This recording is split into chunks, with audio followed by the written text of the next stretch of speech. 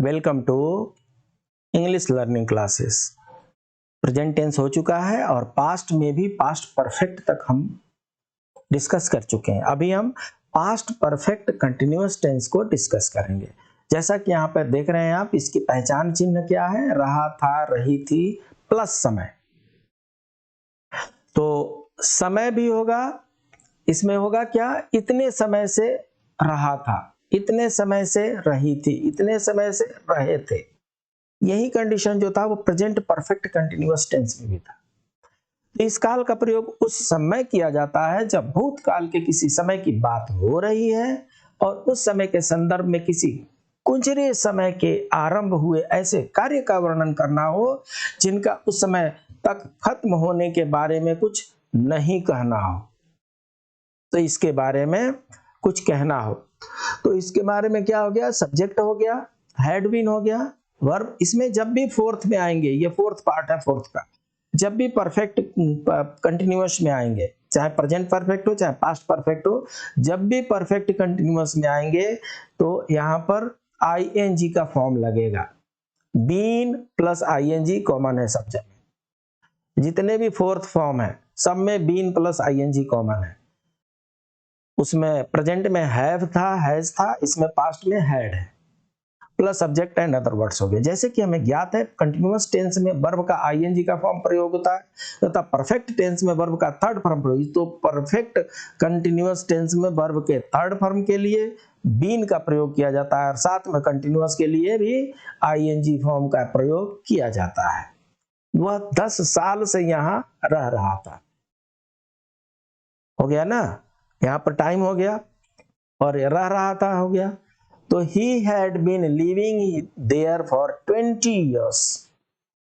पानी दिन भर से लगातार गिरती आ रही थी। The rain had been falling continuously all day.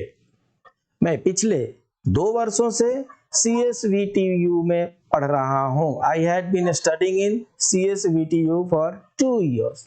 तो इस तरीके से पास्ट टेंस में जो पॉजिटिव सेंटेंस है उसका ये एग्जाम्पल रहा। जब निगेटिव की बात आती है तो यहाँ फिर से वही काम करना है, हैड और बीन के बीच में नॉट लगा देना है।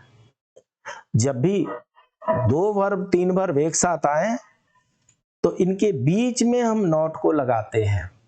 वह 10 साल से यहाँ नहीं रह रहा था। He had not been living there for 20 years. 10 years. So यहाँ पर क्या हो रहा है? हैड और बीन के बीच में नॉट आया है। इसी तरीके से जब इंट्रोगेटिव सेंटेंस बनाएंगे तो आपको पहले ही समझ हम बता चुके हैं कि जो भी मेन ऑक्सिलरी वर्ब है वो बाहर निकल जाएगा। मेन ऑक्सिलरी वर्ब बाहर निकल जाएगा, बाकी एज इट इज रहेंगे। और अगर WH भी आ गया तो WH उससे पहले आ जाएगा। अगर नहीं है तो हेड से ही शुरू होगा और अगर है तो उनसे पहले WH वाला आ जाएगा। वह 10 साल से यहाँ क्यों रह रहा था? Why had he been living there for 10 years? क्या पानी दिन भर से लगातार गिरती आ रही थी? Had the rain been falling continuously all day? और इंट्रोगेटिव और निगेटिव जब जोड़ दिया जाए तो यहाँ पर क्या होता है? हैड तो पहले आ चुका है, अब बीन से पहले नॉट को लगाना है। अर्थात सब्जेक्ट के बाद हैड था तो सब्जेक्ट के पहले हैड चला गया और ये नॉट जो है एज इट इज यहीं पर आ जाएगा। सो वह 10 साल से यहाँ क्यों नहीं रह रहा था? Why had he not been living there for 10 years? So यहाँ पर क्या हो रहा है? Why है तो पहले आएगा, अगर why नहीं है तो हैड है तो हैड पहले आएगा। अगर हैड से पहले why की जरूरत है तो why आ गया, अगर why नहीं है तो हैड सीधे रह जाएगा। देखिए, तो इस तरीके से यहाँ पर हम अफर्मेटिव सेंटेंस भी बना दिए, नेगेटिव सेंटेंस भी बना दिए और इंट्रोगेटिव सेंटेंस भी बना दिए and interrogative with negative sentence का भी हमने फॉर्मेशन किया। इसके बाद मिलेंगे हम फ्यूचर टेंस में। तब तक के लिए प्लीज कीप ऑन रिवाइजिंग। जय श्री राम।